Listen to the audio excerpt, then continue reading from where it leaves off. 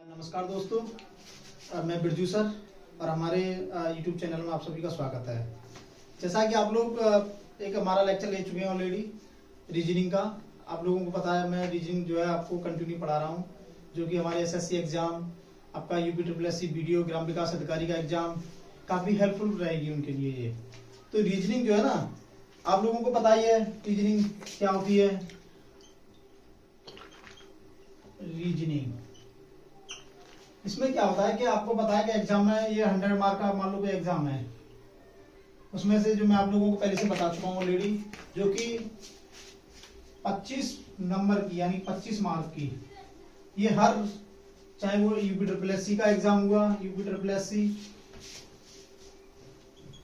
चाहे वो आपका SSC, CGL, MTS, CHSL, CPO और आपका जीडी, अगर आप ये सारे एग्जाम देते हैं और इसके साथ आप जितने भी मैं बोल सकता हूं और यूपी या ऑल स्टेट के जितने भी टीचिंग एग्जाम हैं, जैसे यूपी टेट, सुपर टेट,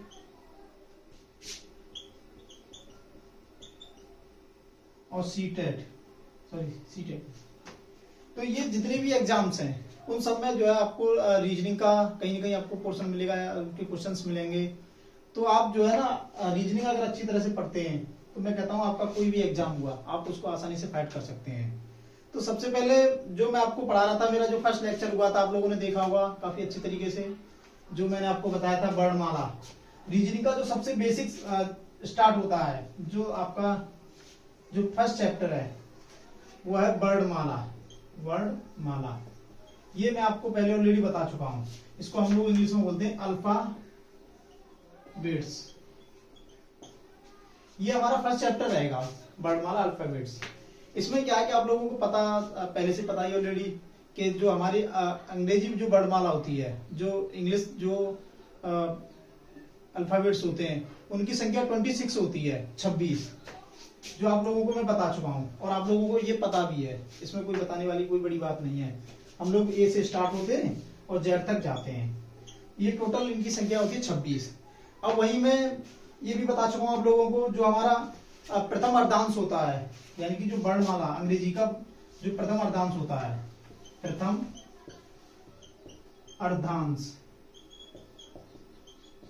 अर्धांश, इनकी संख्या 13 होती है। ये आप लोगों को भी पता होना चाहिए। ये हम लोग जो है ए से स्टार्ट होते हैं और एम तक जाते हैं। टोटल 13 होते हैं ये, यानी कि जो प्रथम अर्धांश होता है हमारे वर्णमाला का, अंग्रेजी वर्णमाला का, वो 13 संख्याओं का 13 वर्ड होते हैं। और वही द्वितीय अर्धांश की बात करता हूं मैं, द्वितीय अर्धांश की बात करता हूं, तब भी उसमें 13 ही वर्ड होते हैं, 13 अक्षर। ये हमारा एन से स्टार्ट होता है और जेड तक जाता है। तो ये चीज आप लोगों को पता चल गई होगी। 26 हमारे टोटल वर्ड होते हैं अंग्रेजी वर्णमाला में। उसमें से हम लोगों ने उसको 2 पार्ट में डिवाइड किया है। पहला जो पार्ट रहेगा वो हमारा रहेगा प्रथम अर्धांश, यानी कि ए से एम तक, और दूसरा जो अर्धांश रहेगा एन से जेड तक। तो वर्णमाला में हम लोगों को क्या है, सबसे पहले जो हम लोगों को सीखना होता है, जो हमारे रीजनिंग के लिए काम आती है, जहां भी इसका जो कंसेप्ट यूज होता है, जो हमें वर्णमाला में जो सीखना होता है, वो सबसे पहले हमें आना चाहिए पैलेस वैल्यू निकालना। पैलेस वैल्यू यानी कि स्थानीय मान। हम लोग ये मैथ में भी पढ़ चुके हैं, स्थानीय मान, ये हमें आना चाहिए। अब क्या है कि 26 है, हम लोग भूल जाते हैं। जैसे अगर आपसे क्वेश्चन में बर्ड फॉर्मेशन में पूछता है, जैसे अगर बर्ड फॉर्मेशन के क्वेश्चन आते हैं, उसमें पूछता है कि एन की पोजीशन क्या होगी, एन कितनी संख्या, एन का क्या नंबर है, पी का क्या नंबर है, एक्स का क्या नंबर है। तो ऐसे करके जो है ना आप लोगों को ये स्थानीय मान यानी पैलेस वैल्यू पता होनी चाहिए हर एक वर्ड की। तो उसके लिए मैं एक सिंपल ट्रिक है मेरी, जो आप लोगों को पता है, नहीं पता तो मैं बताने वाला हूँ। वो आप आसानी से जो है उसको याद भी ना करें, समझ लें बस। अगर उसको समझते हैं तब भी जो है आप आसानी से उसको कर सकते हैं। तो पहले मैं आपको बताता हूं, एक आपने जितने भी वर्ड हैं, यानी कि जो अंग्रेजी वर्णमाला के अक्षर हैं, अंग्रेजी वर्णमाला, टोटल संख्या 26। तो ए से हम लोग स्टार्ट होते हैं, A B C D E F G H I J K L M. Then इसके बाद फिर हम लोग करते हैं L M N O P Q R S T U V W X Y Z. यानी कि हम लोग क्या करेंगे, पहला अर्धांश लिखेंगे 13 का, फिर उसके बाद दूसरा अर्धांश लिखेंगे, सेम वहीं से स्टार्ट होते हैं। यानी कि अगर कोई हमसे पूछता है, एक तो हमारा ये फर्स्ट कंडीशन रहेगी। अगर मान लो आप कुछ भी चीजें याद नहीं कर पा रहे हैं,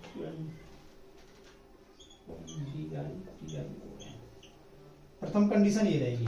अगर बाय द वे आपको ये इसका पहले वैल्यू नहीं पता है, यानी कि स्थानीय मान नहीं पता है, मान लो आपसे पूछता है जी का स्थानीय मान क्या है, जे का स्थानीय मान क्या है, तो आपको क्या है कि एक इस तरीके से इसको डिजाइन करना है, इस तरीके से लिखना है। यानी कि ए को एम तक लिखना है, फिर उसके बाद सेम एम के नीचे से एन से स्टार्ट होना है और सीधा जो है ए तक आना है।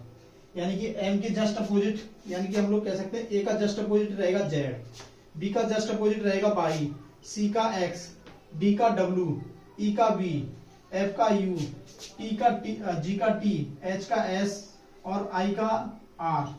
इसके बाद आपका जो है जे का क्यू रहेगा, के का पी रहेगा, एल का ओ रहेगा, एम का एन रहेगा। अगर अपोजिट वर्ड की बात करते हैं, यानी कि हम लोग विपरीत अक्षर, अगर मान लो आपसे पूछता है क्वेश्चन में किसी भी अक्षर का अगर विपरीत अक्षर पूछता है, तो आप ये वाला आप सीधा कंसेप्ट लगाएंगे और आसानी से 26 में से किसी का भी अगर वो विपरीत अक्षर पूछता है या अपोजिट वर्ड पूछता है तो आसानी से आप बता सकते हैं। एक तो ये एक कंसेप्ट ये रहा हमारा। मान लो आपसे जी का पूछा तो आप डायरेक्ट बताते हैं मिट्टी। दूसरा, अगर वो संख्या पूछता है कि ये कौन से भी नंबर का है, तो आप क्या करेंगे, अगर वो संख्या पूछता है तो आपको क्या करना है, आपको 1 1 2 इस तरीके से संख्या देनी प्रत्येक को, 3 4 5 6 7 8 9 10 11 12 और ये 13। ये हो गया हमारा प्रथम अर्धांश, ये हुआ हमारा प्रथम अर्धांश। ऐसे द्वितीय अर्धांश के लिए 14 15 16 17 18 19 20 21 22 23 24 25 26। यानी कि ये हमारा द्वितीय अर्धांश हुआ। हम लोग ने एन से स्टार्ट किया और जेड तक आए। अब इनको क्या है, एक दूसरे के हमने नीचे भी लिखा है, जैसे एम के नीचे हमने एन को लिखा है, एल के नीचे एम ओ को लिखा है। इससे क्या पता चलता है, इससे ये पता चलता है कि हमारा विपरीत अक्षर कौन सा है, एच का विपरीत कौन सा है, जे का विपरीत कौन सा है। और ये संख्या प्रदर्शित करती है, ये बताती है उसकी पोजीशन को, उसके स्थानीय मान को, यानी कि वह कौन से भी नंबर पर। मान लो के की बात करता है तो के को हम लोग आसानी से निकाल सकते हैं, ये 11वें नंबर पे है। अगर वो पूछता है आर का संख्या कौन सा है, आर कौन से नंबर पे है, तो ये होता है 18। यानी कि ये चीजें हम लोग क्या रट नहीं सकते हैं। एग्जाम में जल्दबाजी में क्या गलती कर देते हैं, मान लो आर का उसने नाम पूछा और हम लोग 18 की जगह 17 लिख के आ गए या 16 लिख के आ गए, तो ये हमारा गलत हो जाएगा। ये वाला अगर आप कंसेप्ट सीखते हैं, अच्छी तरह से समझते हैं, तो मैं कहता हूं आपका कोई भी क्वेश्चन कहीं भी गलत नहीं जाएगा।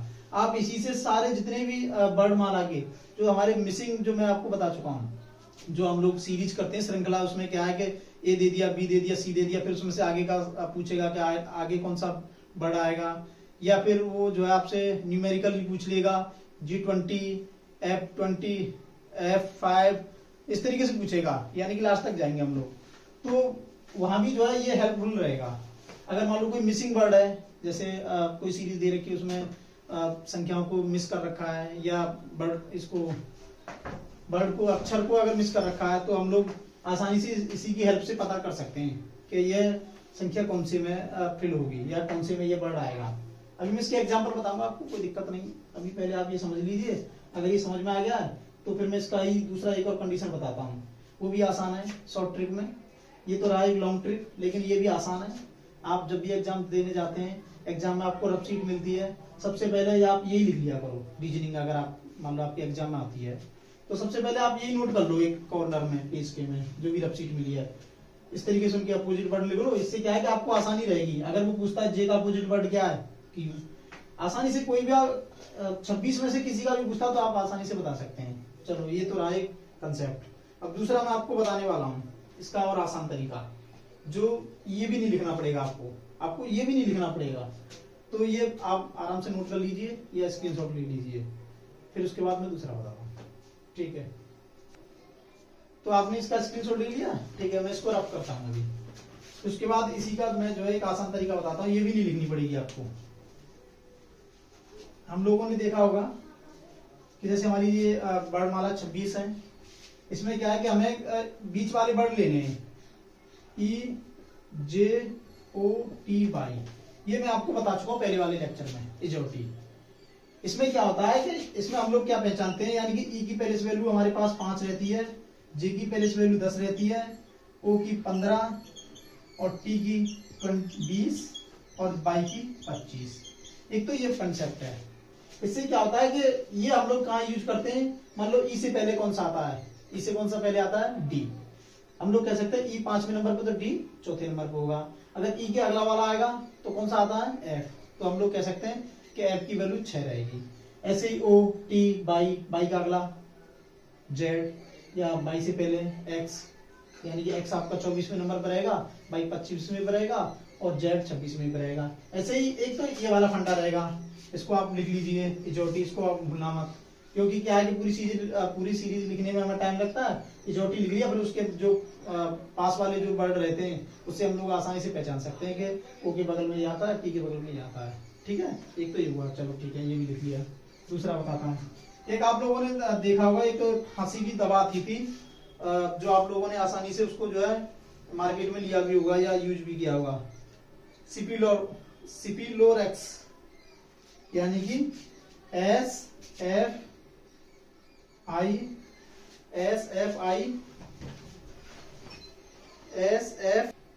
तो आपने ये वाली पढ़ी होगी सिपिलोरेक्स।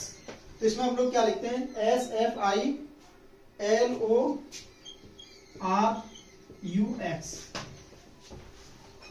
इसमें क्या है कि इसमें तो आपने ये देखा होगा मार्केट में, ये क्या है कि खांसी की दवा है जो आती है आपको खांसी और सर्दी के लिए, सिपिलोरेक्स, CFILORUX। यानी कि एक तो मैंने आपको बताया था इजोटी। ठीक है, आप लोगों को पता चल गया 5, 10, 15, 20, 25। ऐसे ही इसको भी अगर आप याद कर लेते हैं तो इसमें भी कोई ट्रिक नहीं है। इसमें क्या है कि संख्या दे रखी है, यानी कि सी की पहले से वैल्यू आपको 3 है, एफ की 6, आई की 9, एल की 12, ओ की 15, आर की 18 और यू की 21 और एक्स की 24। यानी कि इससे हमें क्या पता चला, ये 3 का गैप है, CFILORUX। इससे भी हमें पता चल जाएगा कि सी से पहले कौन से वर्ड आते हैं, ए और बी, तो हमें पता चल जाएगा बी का दूसरा रहेगा, ए का पहला रहेगा। फिर सी से आगे डी क्या होता है आपका चौथा, ई 5वां, फिर उसके बाद तीसरा यानी कि 6वें नंबर पे। इस तरीके से यानी कि 3, 6, 9, 12, 15, 18, 21, 20। ये भी फंडा है, यानी कि हम लोग पहले से वैल्यू याद करने के लिए अगर हमसे पूछता है किसी भी वर्णमाला में या किसी भी सीरीज में कि वर्णमाला का अक्षर संख्या कौन सी है, यानी उसकी पहले से वैल्यू कौन सी है, तो हम लोग इस वाले कंसेप्ट को भी लिख के आसानी से पता कर सकते हैं कि इसके जैसे यू के पास वाला दे दिया तो हम पता कर लेंगे कि इससे यू हमारा कौन से नंबर पर रहता है, 21वें पे। तो एक तो ये भी कंडीशन है। चलो ये भी लिख लिया होगा, ये भी समझ में आ गया होगा, नोट कर लो इसे भी। चलो दूसरा फंडा बताता हूँ आपको, है जो सबसे आसान है। उसमें आपको कुछ नहीं करना है, आपको सीधा जो है सिर्फ लिखना है, जो मैं आपको बताने वाला हूँ, जो सिंपल ट्रिक में है। आप लोगों ने देखा होगा कि हम लोग जो है जैसे पढ़ते हैं, आप लोगों ने देखा है, यानी कि देखो ये जो मैं आपको पेयर बता रहा हूं, बर्ड पेयर आप लोगों ने पढ़ भी रखे होंगे। अगर बर्ड पेयर से भी हम लोग पता कर सकते हैं कि संख्या यानी कि जितनी भी जो बर्ड हैं, जो इंग्लिश अल्फाबेट्स हैं, उसका अपोजिट वर्ड क्या है। ये वाले पेयर अगर आपने याद कर लिए या समझ लिए तो मैं कहता हूं आप आसानी से ये भी जो है सीख जाओगे। और ये अगर ये सीख गए तो इसका मतलब आपकी रीजनिंग सारे जितने भी जो अल्फाबेट्स हैं इंग्लिश के, वो सारे आप उनकी प्लेस वैल्यू, अपोजिट वर्ड, सारी चीजें सीख चुके होंगे। अगर ये आखिरी जो अब मैं आपको बताने वाला हूँ, ये लास्ट फंडा है, तो उसके बाद फिर मैं आपको जो है फिर अपने मेन कंसेप्ट पर चलते हैं।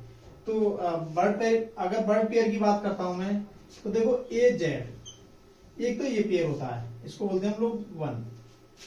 हमारे टोटल 13 पेयर हैं ए जेड। इससे ये पता चलता है यानी कि ए पहले नंबर पे है और जेड 26वें नंबर पे, यानी ए का अपोजिट जेड। एक तो ये रहा हमारा।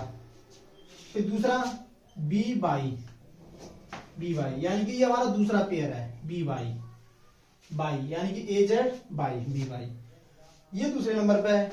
इससे ये पता चला कि बी का अपोजिट वाई है और वाई का अपोजिट बी है। ठीक है, दो पेयर हो गए।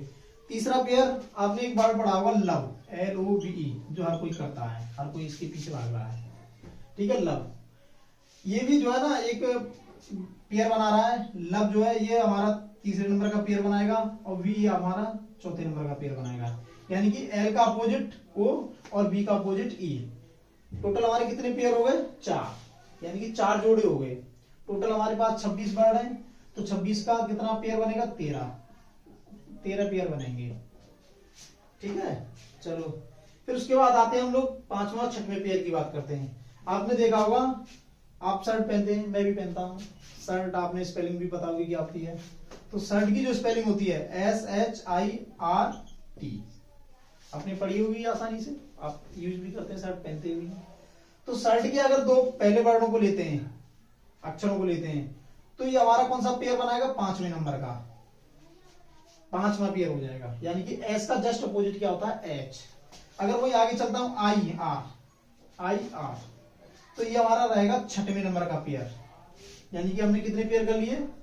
ये आपको याद करना है। जैसे अगर आपको एच का अपोजिट पूछता है तो आपको ये सब नहीं लिखना है, फिर सीधा शर्ट लिखना है। शर्ट में देखना है एच का अपोजिट क्या आ रहा है, एस। आई का अगर अपोजिट पूछता है तो आपको बताना आर। अब रहा हमारा टी हमारा सिंगल वर्ड है। लेकिन आप लोगों ने देखा होगा, आपने देखा है, आप जहां भी हाईवे वगैरह, रोड वगैरह क्रॉस करते हैं, NH2 वगैरह देखे होंगे, जितने भी हाईवे, नेशनल हाईवे, हम लोग उनको जो है, जैसे हमारा NH2 है, NH2 नेशनल हाईवे नंबर संख्या 2। इसमें क्या है कि जैसे हम लोग इसको एक सिंपल लैंग्वेज में बोलते हैं, जो इसका पुराना नाम है वो है GT रोड बोलते हैं हम लोग, GT रोड। अगर हम लोग टी के आगे जी लगा देंगे, यानी कि हमारा क्या होगा? GT road. तो हम लोग कह सकते हैं टी का अपोजिट जी रहेगा और जी का अपोजिट टी रहेगा, तो यानी कि टी का अपोजिट जी और जी का अपोजिट टी। तो ये हमारा कौन सा पेयर हो गया? 7वें नंबर का पेयर। टोटल हमने कितने पेयर पढ़ लिए? 7। मैं आशा कर रहा हूं आप लोगों को ये ट्रिक समझ में आ रही होगी, बहुत अच्छी ट्रिक है। जो भी पूछता है, अगर आपसे ओ का पूछता है तो आपको फिर ये सब नहीं लिखना है, फिर सीधा लव लिखना है। लव में ओ का L, V का E, अगर वो पूछता है। ये अगर एक पेयर, मान लो आपको जेड से पूछ रहा है, तो आपको पता होना चाहिए कि जेड का मतलब होता है यानी कि ए जेड, तो ये हो गया। अगर वही टी का पूछता तो GT, ये चीजें रटनी है, फिर आपको 1 by 1 नहीं लिखना है। चलो ठीक है, तो आपको कितने पेयर समझ में आए? 7। अब वही चलते हैं हम लोग 8वें की पेयर की बात करते हैं। यानी कि टोटल हमारे कितने होंगे, आप लिख लीजिए इसको, फिर मैं आपको 8वां, 9वां, 10वां, 11वां, 12वां, 13वां, यानी टोटल 13 पेयर बताता हूँ। चलो ठीक है, मैं रफ कर देता हूँ ये, फिर उसके बाद 8वां पेयर बताता हूँ। 8वां पेयर आप लोगों ने देखा होगा, आपने पढ़ भी रखा है, सुन भी रखा है। हमारी जो एक थी रानी, जिनको हम लोग रानी लक्ष्मीबाई बोलते थे, झांसी की रानी, यानी कि झांसी की रानी, जे रानी का मतलब होता है क्यू, जे क्यू। अगर हम लोग झांसी की रानी को यानी कि जे क्यू, यानी कि झांसी की क्यू, अगर ये लिखते हैं तो ये हमारा कौन सा पेयर हो जाएगा? 8वें नंबर का। 8 पेयर हो जाएंगे, जे क्यू। हाँ, ये ट्रिक है हमारी, समझने की है। हाँ, बाकी का हमें उससे कोई मतलब नहीं है क्या है, लेकिन ये है कि हमें जो है ये चीज हमारे लिए हेल्पफुल है एग्जाम के लिए। इस टाइम पे हमारे पास टाइम रहता नहीं है, कम समय में हम लोग जो है आसानी से क्वेश्चन सॉल्व कर सकते हैं। तो ये जो है आप समझ लो, अच्छी तरह से रटने की जरूरत नहीं है, इसमें रटने के लिए कुछ भी नहीं है, सिर्फ समझना है।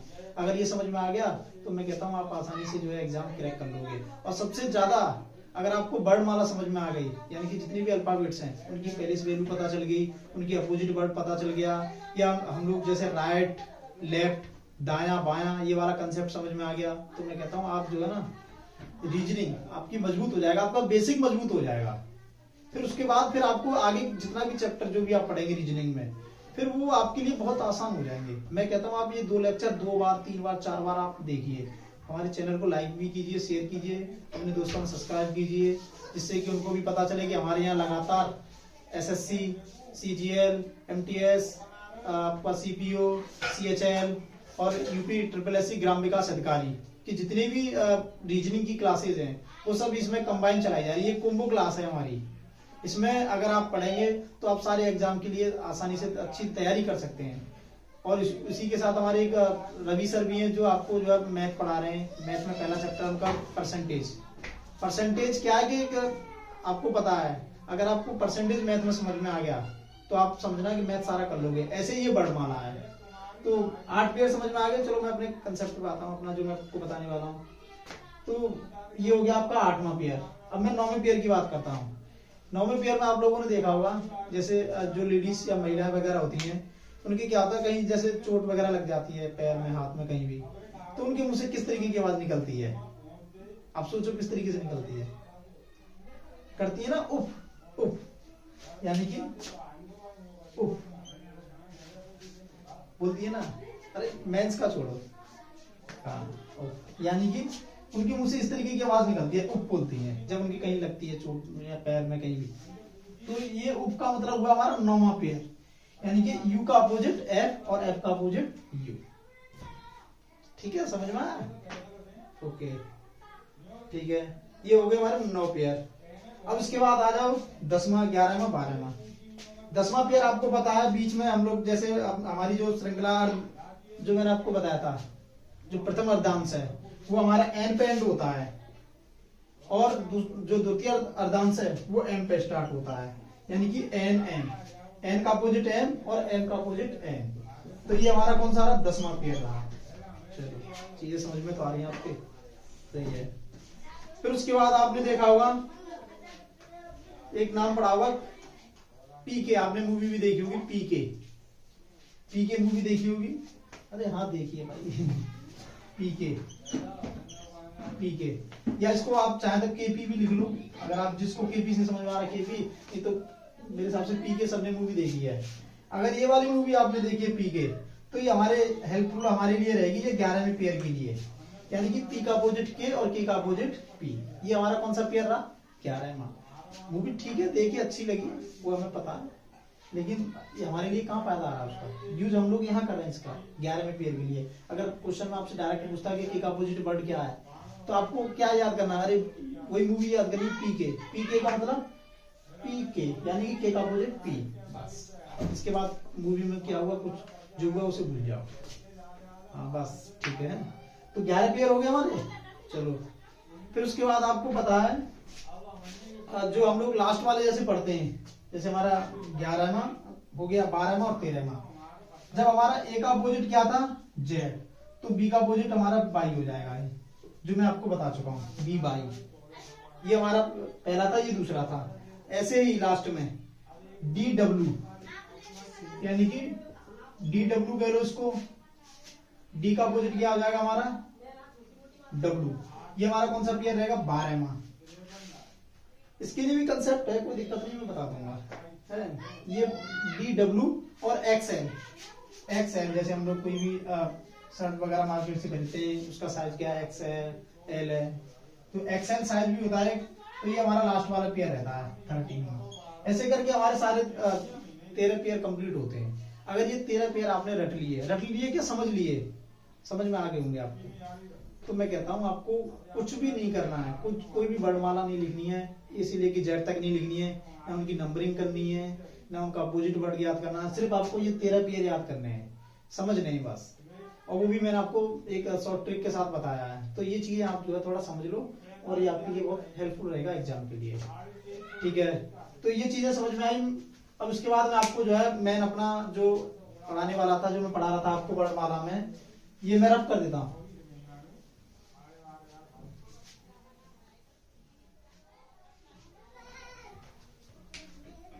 मिसिंग पार्ट पहला चैप्टर था, यानी कि जो मैंने क्या कि वर्णमाला को थोड़ा सेक्शन में डिवाइड कर दिया है।